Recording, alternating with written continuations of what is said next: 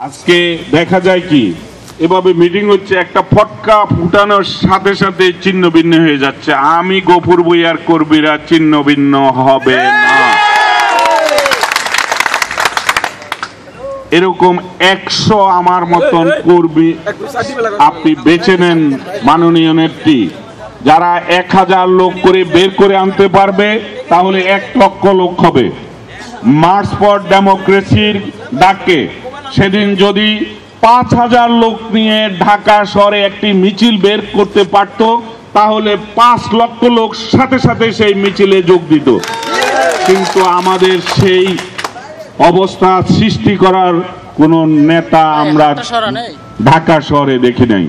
সবাই জীবন বাঁচাতে চায়, জীবন বাঁচাবে আল্লাহ, জীবনের মালিক আল্লাহ, শেখ হাসিনা নয়। আমাদের অনেক বন্ধু আছেন, অনেক সহকর্মী আছে আওয়ামী লীগের, তারা বলে তুচ্ছ তাচ্ছিল্য করে যে বিএনপি তো শেষ, বিএনপি আর ক্ষমতায় যেতে পারবে না। আমি তাদেরকে বলল তারা বললে কিভাবে ভাই? শেখ হাসিনা যেটা চায় সেটাই হয়। শেখ হাসিনা চায় ভোট ছাড়া, প্রতিদ্বন্দ্বিতা ছাড়া নির্বাচন। কারণ শেখ হাসিনা বাংলাদেশের জনগণকে ভয় পায়। কারণ ভোট দিলে আজকে 80% লোক আমাদের নেত্রী দেশনেত্রী বেগম খালেদা জিয়ার সাথে আছে, আমাদের নেতা তারেক রহমানের সাথে আছে। আজকে যদি নির্বাচন হয় কি হবে?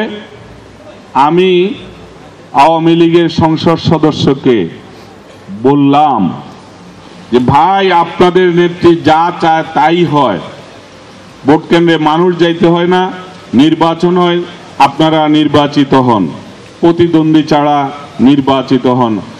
তাহলে আপনাদের নেত্রীকে আরেকটা জিনিস চাইতে বলেন, সর্বদলের অংশগ্রহণে একটি নিরপেক্ষ নির্বাচন তিনি নিশ্চিত করবেন, এই জিনিসটা চাইতে বলেন। এটা তিনি চাইবেন কিনা?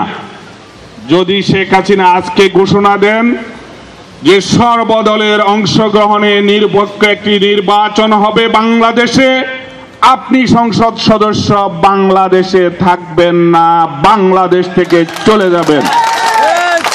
ভাইয়েরা আমার, আমাদের নেত্রী, আমাদের নেতা লুণ্ঠন করে নাই, অন্যায় করে নাই, বাংলাদেশের টাকা বাইরে পাচার করে নাই।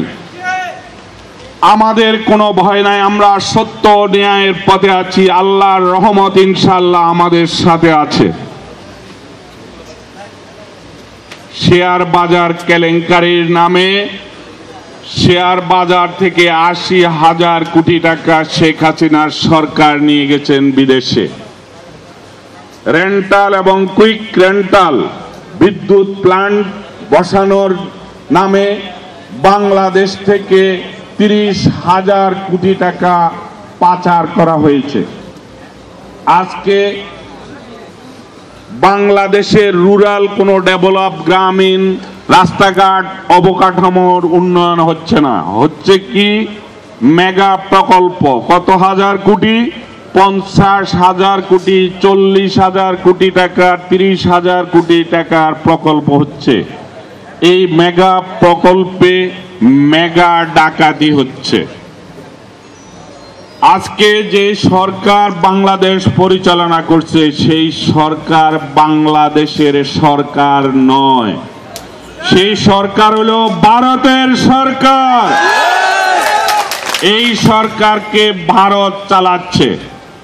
এই সরকার বাংলাদেশের স্বাধীনতা, সার্বভৌমত্ব বিলীন করে দিচ্ছে। বাংলাদেশের উপর দিয়ে ভারতীয় গাড়ি চলবে, কোনো মাসুল দিবে না, কোনো ইজারা দিবে না ভারত। বাংলাদেশের চট্টগ্রাম বন্দর, মংলা বন্দর তারা ব্যবহার করবে, বাংলাদেশকে কোনো ট্যাক্স দিবে না। এই সরকার ক্ষমতায় থাকার জন্য বাংলাদেশের স্বার্থ বিলীন করে দিচ্ছে। অসম অনেক চুক্তি হচ্ছে। আপনারা জানেন রামপাল বিদ্যুৎ কেন্দ্র নিয়ে আমাদের পরিবেশ বিশেষজ্ঞরা আন্দোলন করছেন, সারা বাংলাদেশের জ্ঞানী গুণী বুদ্ধিজীবী শিক্ষক ছাত্র সবাই আন্দোলন করছেন, বিএনপি তথা 20 দলীয় ঐক্যজোট আন্দোলন করছেন। শেখ হাসিনা তুচ্ছ তাচ্ছিল্য করে বলেন আন্দোলন করলে তিনি বিদ্যুতে বন্ধ করে দেবেন। আমরা যে বিদ্যুৎ দিয়ে এসেছিলাম সে বিদ্যুৎও তিনি বন্ধ করে মানুষকে অন্ধকারে রাখবেন। আমি বলবো অহংকার অহমিকা আল্লাহ পছন্দ করেন না।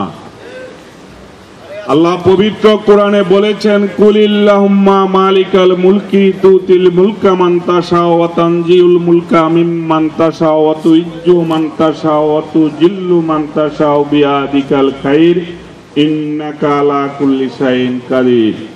এই সার্বভৌম শক্তির একমাত্র অধিকারী হলেন আল্লাহ।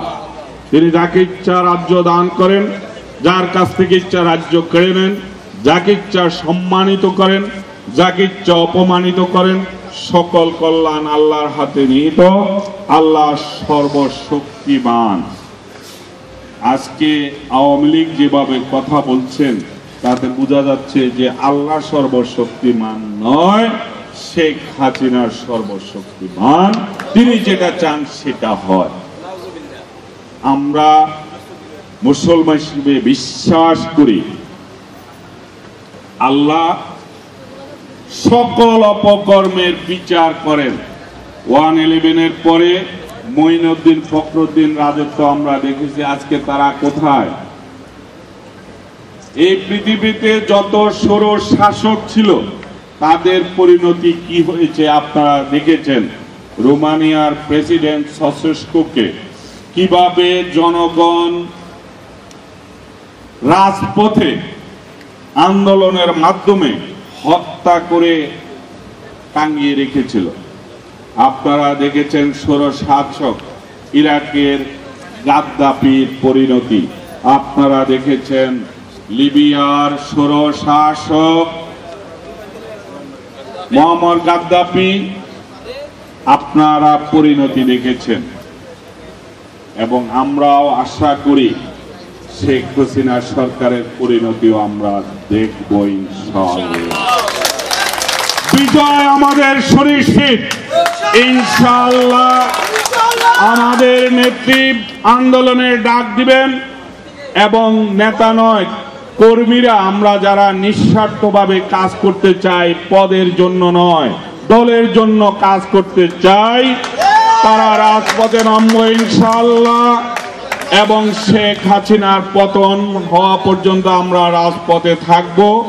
আগামী নির্বাচন নিরপেক্ষ নির্বাচন হবে, সর্বদলের অংশগ্রহণে নির্বাচন হবে। সেই নির্বাচনে ইনশাআল্লাহ আমরা সরকার গঠন করব।